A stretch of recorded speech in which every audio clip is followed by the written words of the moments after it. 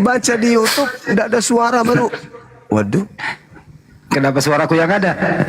nggak ada suara ini. Kok jadi Bang Andi yang ada suaranya ini? Ku bilang. Allahu Akbar, Masya Allah. Begini Ya, Bang gimana? Andi. Sampai di mana tadi? Silakan. Pengutusan Yesus tadi kan gini Bang Andi, kan statementnya Bang Andi, Yesus diutus hanya untuk Bani Israel. Di situ tidak ada yang salah, memang betul. Tapi kenapa sekarang dianggap untuk kepada seluruh dunia? Karena pada saat dia mengutus murid-muridnya itu, dia bilang bahwa pergilah, jadikanlah segala bangsa muridku, baptislah mereka dalam nama Bapa, Anak dan Roh Kudus. Nah, makanya dari situ muncullah pendapat bahwa diutus untuk ke seluruh dunia gitu. Tapi kalau dibilang diutus ke Bani Israel itu benar juga gitu. Iya. Jadi gini, Saudara Salva, kami ketika belajar Bible dan juga belajar Quran, Nabi Isa, Yesus itu tidak disalib. Nabi Isa itu nggak disalib. Yesus juga tidak disalib. Yang disalib itu adalah orang yang diserupakan dengan Yesus. Itu jelas itu di Bible. Cuman karena saudara Kristen ini sudah terlanjur Kristen, mereka sulit untuk menemukan data itu. Kalaupun mereka menemukan, mereka akan cenderung penolakan yang ada, bukan mau menerima. Itu real. Saya agak curiga Bangku pada saat seorang yang menggantikan Yesus memikul salibnya. Itu kan ada itu. Iya. Itulah makanya coba lihat di dalam Markus 16 nomor 12. Ini aja satu titik ini aja kita bisa bingung sampai 7 turunan. Di situ dikatakan lalu Yesus menampakkan diri dalam rupa yang lain. Ini Markus tidak pernah bertemu dengan Yesus. Kenapa dia bisa mengetahui bahwa itu adalah Yesus dalam rupa yang lain? Yesusnya sudah nampak, tapi rupa lain. Maka Al-Quran mengatakan diserupakan bagi mereka. Nah, Markus mengakui. Belum lagi di dalam Kisah Para Rasul, Lukas pun mengakui. Kisah Para Rasul 25 nomor 19, mereka berselisih paham tentang seseorang yang bernama Yesus. Ada yang berkata dia masih hidup, sudah mati, tetapi Paulus mengatakan masih hidup. Bertentangan. Berarti Al-Quran dalam hal ini, ya, berdasarkan Bible bisa ditemukan benang merahnya. Markus mengatakan, lalu Yesus memperlihatkan, menampakkan diri dalam rupa yang lain. Nah tuh, berarti bukan Yesus lagi tuh, karena sudah dalam rupa lain. Oh enggak, itu Yesus. Dari mana Markus tahu kalau itu Yesus? Itu yang kedua. Yang ketiga, Maria. Maria nih, ketika kemudian dia ke makam, dia sudah ngomong, dia sudah bertemu dengan Yesus, tapi dianggapnya tukang kebun. Masa hanya dalam waktu hari Jumat pergi, Jumat jam 3, habis itu besok jam 3, Jumat 1, 2 hari, 2 malam, kok tiba-tiba berubah sampai Maria tidak mengenal oknum tersebut. Itu yang ketiga. Yang keempat, ketika semenit atau sedetik atau sejenak sebelum penangkapan, Yudas datang bersama dengan tentara Romawi. Kemudian oknum yang ditangkap ini bertanya, siapa yang kalian cari? Mereka menjawab, Yesus dari kota Nazaret. Harusnya kalau Yesus itu yang mereka temui, harusnya dia mengatakan, kamu yang kami cari. Dan itu diulang 2 kali. Siapa yang kalian cari? Aku mencari Yesus dari kota Nazaret. Akulah dia, kata dia tuh. Ditanya lagi, siapa yang kau cari? Kami mencari Yesus dari Nazaret. Akulah dia. Ditangkap orang itu. Harusnya ketika diulang bertanya, mereka lalu mengatakan, ya yang kucari adalah Yesus, kamu. Siapa lagi? Aku kesini cari kau. Tapi dia mengatakan, kami mencari Yesus dan akulah dia. Apa yang terjadi pada saat itu? Mereka mundur dan berjatuhan ke tanah. Ada apa? Berarti ada mukjizat terjadi di sana. Ketika mereka ingin mencelakai utusan Tuhan yang suci ini, Tuhan melindunginya. Apa buktinya? Lukas 22 nomor 4344. Yesus berdoa, Bapa, biarlah sekiranya cawan ini berlalu daripadaku. Namun bukan atas kehendakmu, tapi atas kehendakmu. Nah, apa data selanjutnya yang 44? Maka seorang, kok ada kata maka di situ? Maka itu menegaskan bahwa ini kehendak Bapa, kamu akan diangkat ke langit. Maka seorang malaikat menampakkan diri kepada Yesus, memberikan kekuatan kepada Yesus. Coba, apa guna kekuatan itu? Untuk disalib? No, nggak perlu kekuatan. Buktinya hanya beberapa jam aja dia sudah mati. Berarti itu bukan Yesus. Malaikat turun sesuai dengan nubuatan Petrus dong. Sesuai dengan khotbah Petrus dong, wajib hukumnya. Sesuai dengan khotbah Petrus. Apa khotbah Petrus? Dia mengutip nubuat Daud. Bukankah Daud telah menubuatkan tentang seorang Mesias? Jasadnya tidak ditinggal di kubur dan jasadnya tidak mengalami kematian, melainkan dia ditinggikan oleh tangan kanan Elohim. Subhanallah. Berarti dia diangkat. Yesus juga mengatakan hal tersebut. Apa kata Yesus? Lukas 24:44. Apa kata Yesus? Aku memang harus pergi, memang harus tergenapi semua yang tertulis tentang aku yang ada di dalam kitab Mazmur, yang ada di dalam kitab nabi-nabi, yang ada di kitab Torah. Harus tergenapi. Lukas 22 nomor 22. Aku memang harus pergi sesuai dengan apa yang sudah tertulis, sudah ditetapkan untuk aku di dalam kitab terdahulu, kitab nabi-nabi. Matius 26 nomor 24. Aku memang harus pergi sesuai yang ada tertulis tentang aku. Tertulis di mana? Pada saat Yesus mengatakan itu. Apakah pada saat Yesus mengajar, Yesus sudah ada perjanjian baru? Belum ada. Berarti apa yang tertulis? Perjanjian lama. Sedangkan perjanjian lamanya jelas Tuhan mengutus malaikat untuk menatang anaknya di tangannya agar kakinya tidak terantuk kepada batu. Mazmur 91 nomor 11 nomor 12. Iblis dalam Lukas 4 dan juga Matius 4, iblis mencoba Yesus. Yesus, jika engkau betul adalah anak Elohim, jatuhkan dirimu ke bawah, sebab ada tertulis tentang engkau bahwa Tuhan akan mengutus malaikatnya agar menatang engkau di tangannya agar kakimu tidak terantuk kepada batu. Yesus jelas mengatakan itu harus digenapi tentang apa yang tertulis tentang aku di dalam kitab Taurat, dalam kitab Mazmur, kitab nabi-nabi, bukan kitab perjanjian baru. Kalau perjanjian baru, Yesus harus mati untuk dosa kita, bahkan dosa dunia. Dia penebus dosa, dosa dari Adam, dosa warisan. Itu kan buatan catatan-catatan yang muncul belakangan. Sedangkan Yesus, aku harus pergi sesuai dengan apa yang telah tertulis tentang aku. Berarti yang tertulis di perjanjian lama dong.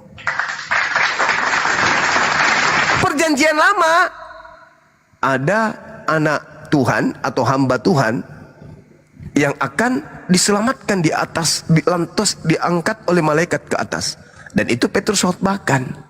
Ketika Petrus mengkhotbahkan bahwasanya malaikat Tuhan atau tangan kanan Tuhan akan mengangkatnya ke langit, maka di saat itulah kemudian Yesusnya terangkat ke langit. Nah, pada saat mana kemudian ada penyesat ini? Pada saat kemudian Yesusnya terangkat ke langit, ada yang mengatakan akulah dia. Ingat dalam Lukas 21:8, waspadalah kepada penyesat yang datang kepadamu memakai namaku dan berkata, akulah dia. Tadi di Yohanes 18 nomor 5, siapakah yang engkau cari? Kami mencari Yesus dari Nazaret. Apa kata orang itu? Akulah dia. Ditangkap. Setelah ditangkap, disolimi, dianiaya, dibunuh, masuk dia ke alam kubur. Apa yang terjadi tentang dia di alam kubur? Yesaya 14 nomor 12, 13, 14 dan 15. Di situ diceritakan iblis naik ke langit, ingin menyamai pencipta langit dan bumi, ingin kemudian menandingi pencipta langit dan bumi. Tapi Tuhan mengatakan di dalam nomor 15-nya, ke dalam dunia orang mati aku lemparkan engkau, ke alam kubur aku simpan engkau. berarti iblisnya masuk dalam kubur. Nah, apa hubungannya? Yesus di data nomor 12, Matius bab 12, nomor 38, nomor 40. Angkatan jahat ini minta satu tanda, dan tidak akan diberikan satu tanda kepada angkatan jahat selain tanda Yunus. Sebab Yunus 3 hari 3 malam dalam perut ikan, demikian juga anak manusia akan berada dalam perut bumi 3 hari 3 malam. Berarti hari ketiga dia harus bangkit keluar. Itu tanda untuk siapa? Kebangkitan hari ketiga. Tanda untuk angkatan jahat. Angkatan jahat minta tanda dan tidak diberikan tanda kecuali tanda Yunus, bangkit hari ketiga. Nah, yang keluar dari hari ketiga ini, dia mengatakan kepadaku telah diberi kuasa. Sedangkan Yesus mengatakan iblis itu datang, penguasa dunia datang. Makanya aku harus pergi sebab penguasa dunia sudah datang, yaitu iblis. Dan dia sedikit pun tidak berkuasa atas diriku. Penguasa dunia akan dilemparkan keluar, kata Yesus. Di mana itu? Di Yohanes 12 nomor 31, Yohanes 14 nomor 30. Penguasa dunia iblis akan dilemparkan keluar. Saat ini, sekarang ini. Artinya pada zaman Yesus ada iblis yang dilemparkan keluar. Iblis tadinya dilemparkan kemana? Ke kubur. Berarti ada iblis yang terlempar, yang keluar dari kubur. Siapa dia? Kepadaku telah diberi kuasa. Pergilah, jadikanlah seluruh bangsa menjadi muridku. Sedangkan Yesus mengatakan, jangan pergi, jangan ke bangsa lain. Matius 10 nomor 5 nomor 6. Yesus berpesan kepada ke-12 muridnya agar jangan ke bangsa lain, melainkan pergilah kepada domba-domba yang sesat dari umat Israel. Yesus yang keluar dari kubur mengatakan, pergilah, jadikanlah seluruh bangsa menjadi muridku. Itu adalah dua Yesus yang berbeda. Yang asli jangan ke bangsa lain, yang palsu pergilah ke seluruh bangsa. Itu dua Yesus yang berbeda. Nah, di antara Yesus yang tadi, yang asli, dengan yang mengaku keluar dari kubur, di tengah-tengahnya Yesus berpesan. Apa pesan Yesus kepada muridnya Bani Israel? Waspadalah kepada penyesat yang datang kepadamu memakai namaku dan berkata, akulah Yesus, akulah Kristus. Mereka akan menyesatkan banyak orang. Jadi yang harus diwaspadai, kata Yesus, adalah penyesat yang datang memakai nama Yesus Kristus. Yang keluar dari kubur memakai nama siapa? Yesus Kristus. Mereka akan menyesatkan banyak orang. Kenapa mengatakan mereka? Karena memang banyak. Banyak Yesus. Ada yang datang ke Ananias, ada yang datang kepada Paulus, ada yang datang kepada murid-murid, ada yang nampak kepada Maria, ada yang nampak kepada Lukas, ada yang nampak kepada Markus, ada yang nampak di Pulau Patmos, yang ketemu dengan kemudian penulis kitab Wahyu. Banyak Yesus itu. Mereka akan menyesatkan banyak orang. Dengan cara apa mereka menyesatkan? Dengan memakai nama Yesus Kristus. Makanya Yesus berpesan, waspadalah agar kamu jangan disesatkan. Sebab akan datang banyak penyesat memakai namaku dan berkata, akulah Kristus. Mereka akan menyesatkan orang banyak.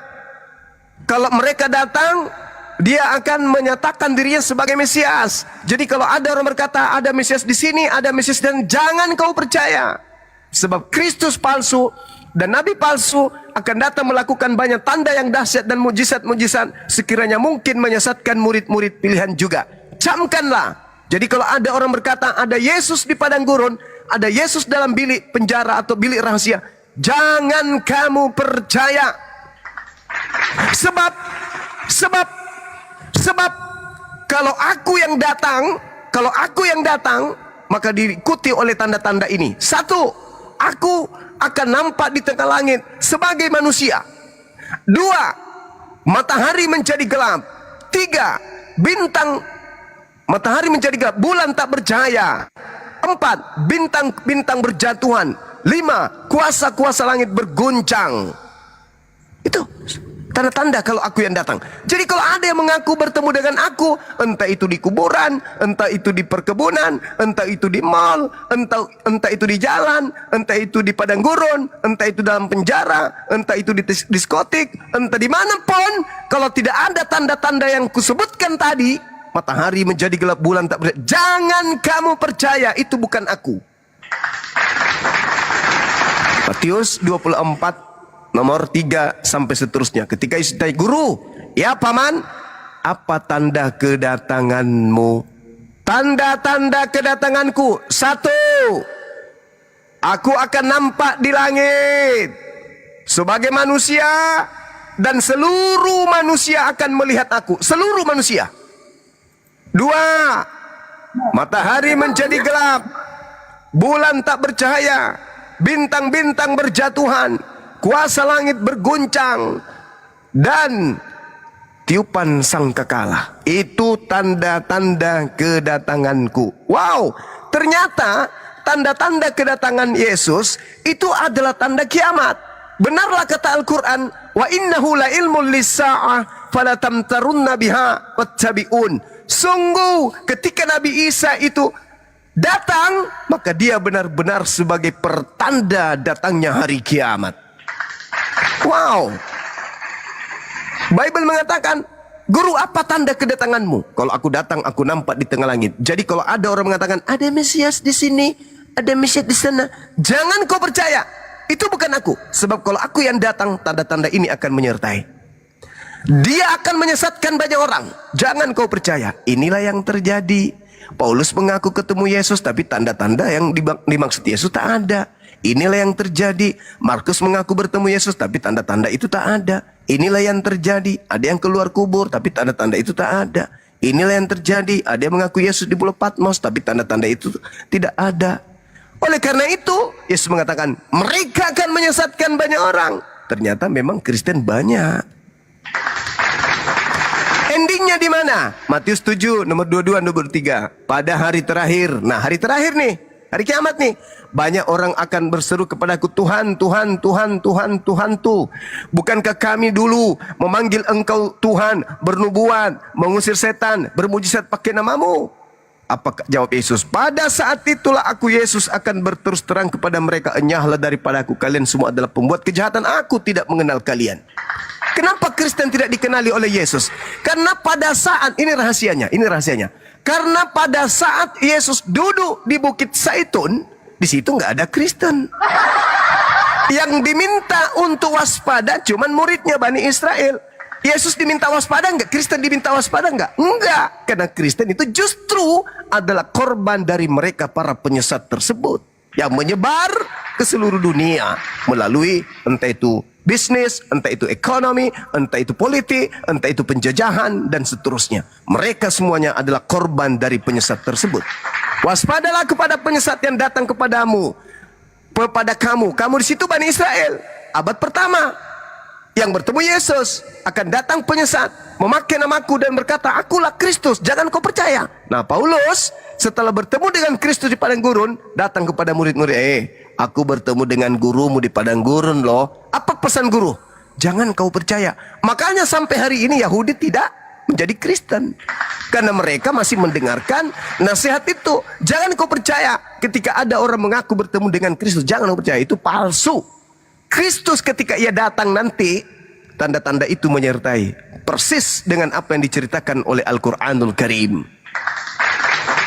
Makanya sekuat apapun misionaris, gerakan kristenisasi untuk menjual Yesus Kristus yang keluar dari kubur itu untuk kami menjadi hambanya, menjadi muridnya, umat Islam tak akan pernah bisa dimurtadkan dengan pola itu. Kecuali satu, umat Islam ditekan, umat Islam dijajah, umat Islam dimiskinkan, umat Islam disakitkan, umat Islam disudutkan. Tak ada tempat perlindungan, tak ada tempat kemudian untuk menaung. Kemudian datang orang-orang yang menjajakan Indomie, menjajakan bantuan kesehatan, menjajakan kasur, memberikan selimut, memberikan kelambu, memberikan air bersih dan seterusnya. Barulah orang itu bisa goyang. Kalau tidak, umat Islam tidak akan mau kemudian menyembah kepada orang yang keluar dari kubur, di mana Yesus sendiri mengatakan, hati-hati dengan penyesat yang datang memakai namaku. Dan Yesus mengatakan bahwa penyesat itu dilemparkan keluar. Penguasa dunia, yaitu iblis, dilemparkan keluar. Ini yang keluar dari kubur berkata apa? Kepadaku telah diberi kuasa, baik di langit maupun di bumi. Pergilah, jadikanlah seluruh bangsa menjadi. Tidak begitu kalau Tuhan, tidak begitu. Kalau Tuhan nih, kalau Tuhan yang benar, Tuhan yang benar itu caranya gimana? Dia mengutus nabi. Nabi yang diutus itu diberi kitab suci, diberi wahyu seperti Nabi Musa. Nabi Musa disuruh mengamankan Bani Israel. Nabi Isa, Yesus disuruh mengamankan Bani Israel dengan ketetapan-ketetapan hikmat Injil. Nabi Muhammad diberi kitab Al-Quran untuk disampaikan kepada seluruh bangsa. Bukan begitu caranya, keluar dari kubur, cilup, bah, halo, tiku, sini, aku Tuhan loh, tiku, sampai di dalam Lukas 24 nomor 37, 36, 37. Kan ada kelucuan di situ. Nah, diskusi. Kan ada kelucuan di situ kan? Kan kok aja ngomong.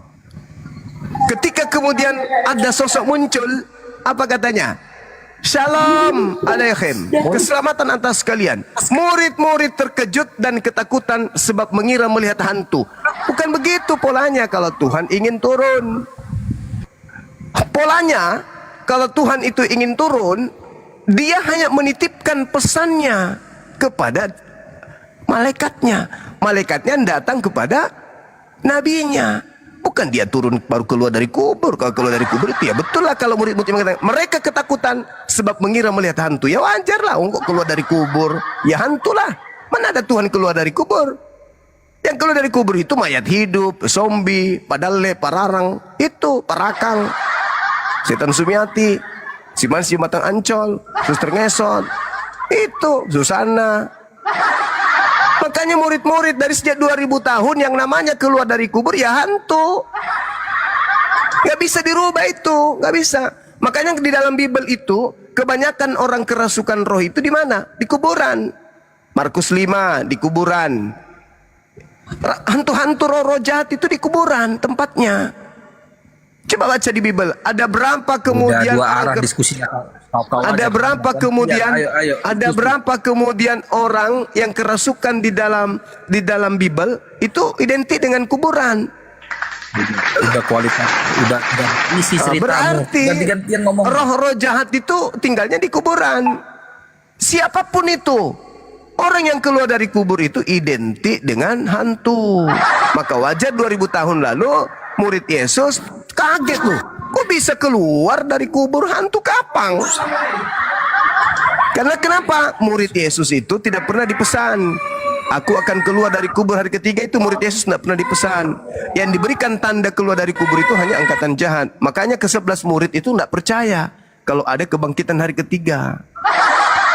Murid-murid Yesus 11 orang itu tidak percaya kalau gurunya mati dan keluar dari kubur hari ketiga. Nggak percaya. Kenapa? Karena Yesus mengajarkan bangkit hari ketiga itu adalah anak manusia akan bangkit hari ketiga. Itu tanda untuk angkatan jahat. Yesus sudah terangkat ke langit. Makanya Petrus mengatakan, jadi semua Israel harus tahu bahwa Yesus yang kau salibkan itu telah dijadikan menjadi Tuhan. Telah dijadikan menjadi Tuhan dan Kristus. Pertanyaan saya, emang nggak ada Tuhan? Kenapa orang yang keluar dari kubur dijadikan Tuhan? Memang selama ini Yahudi menyembah siapa rupanya? Kok ada manusia atau mayat yang dijadikan Tuhan? Kisah para Rasul 2 nomor 36. Jadi orang Israel harus tahu bahwa Yesus yang kau salibkan itu telah dijadikan menjadi Tuhan. Loh, kok aneh? Roma 14 nomor 9. Untuk itulah Yesus mati, agar ia dibangkitkan oleh Tuhan untuk menjadi Tuhan. Kan aneh. Berarti Yesus yang disembah oleh saudara kita Kristen ini adalah manusia yang dilantik oleh Tuhannya Yahudi untuk menjadi sembahan bagi orang-orang non-Yahudi. Nah, berarti Al-Quran benar dong. Surah Al-Araf ayat 27. Karena mereka tidak beriman, maka aku menjadikan iblis sebagai Tuhan-Tuhanan mereka, sembahan-sembahan mereka. Saya kira begitu sebagai penutup dari saya. Mudah-mudahan apa yang menjadi materi pertemuan kita pada sore hari ini bisa kita sambung nanti di sesi berikutnya. Demikian. Assalamualaikum warahmatullahi wabarakatuh.